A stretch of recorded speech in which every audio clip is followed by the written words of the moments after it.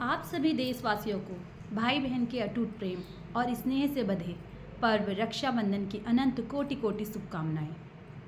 रक्षाबंधन रक्षा का वो सूत्र जिसे बहनें आज के दिन अपने भाइयों की कलाई पे बांधती हैं और भाई उन्हें वचन देता है कि वो हर समय हर परिस्थिति में हमेशा उनका साथ देगा, उनकी रक्षा करेगा।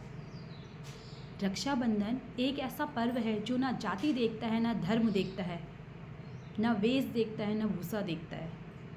ये हर जगह भाइयों के द्वारा बहनों की सुरक्षा के लिए मनाया जाता है कि भारत में ही नहीं, बाहर भी कई देशों में लोग जहां हमारे भारतीय जाकर बसे हुए हैं इसे बड़े ही धूमधाम से मनाते हैं। आज के दिन बहनें अपने भाई के हाथ पे रक्षा सूत्र बांधती हैं और भाई उन्हें उपहार के साथ साथ वचन देते हैं कि वो हमेशा उनकी मदद करेंगे और हमेशा उनकी सहायता के लिए तत्पर रहेंगे। पर क्या ये वचन सिर्फ अपनी ही बहनों के लिए है? ये वचन सिर्फ अपनी बहन के लिए ना होकर देश की हर उस बहन के लिए है जो किसी भी परेशानी में हो, किसी भी संकट में हो, तो हमेशा कोई ना कोई भाई उसकी मदद के लिए खड़ा रहे।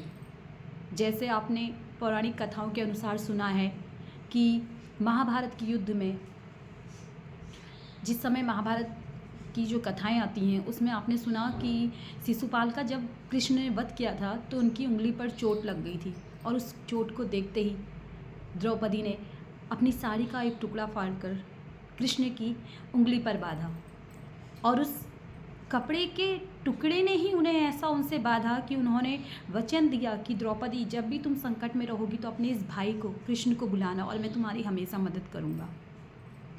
तो जैसा आपने देखा भी है कि चीर हरण से लेकर पूरे महाभारत के युद्ध तक कृष्ण ने हमेशा द्रौपदी का साथ दिया। अब बिल्कुल वैसा ही एक कथा और है, रानी कर्णावती। चित्तौड़ की रानी कर्णावती जिस समय उसके राज्य पर बाहरी शक्तियों ने आक्रमण करने शुरू कर दिए थे तो उन्होंने एक पत्र हुमायूं से रक्षा के लिए भेजा। उन्होंने मदद मांगी कि वो मेरी मदद करें, मेरी रक्षा करें और उसके साथ एक रक्षा सूत्र भेज दिया।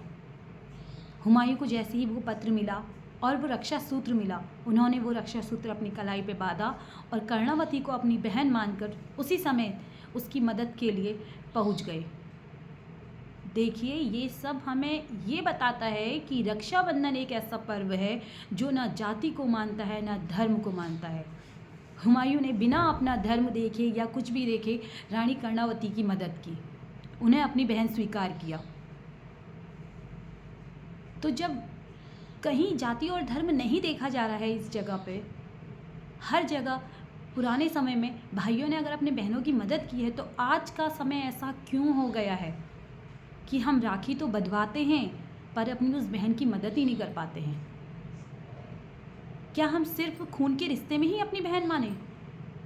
क्या इस समाज में जो लड़कियां हैं, क्या वो हमारी बहनें नहीं हैं? आप खुद सोचिए, वो भी किसी की बहन है। अगर आप किसी के भाई हैं तो वो भी किसी की बहनें हैं। आपको हमेशा उनकी भी मदद करनी है। और आज के इस पर्व पर अगर आप अपनी बहन से रक्षा सूत्र बनवाएं तो मैं इतना ही कहना चाहूँगी कि आप ये संकल्प ज़रूर लें कि अगर कोई भी बहन आपको मुसीबत में दिखे तो आप उसकी मदद ज़रूर करेंगे। और इन्हीं शब्दों के साथ मैं अपनी वाणी को विराम देती हूँ। धन्यवाद और एक बार फिर से आप सभी को रक्षाबंधन के पर्व की हार्दिक कोटि कोटि शुभकामनाएं।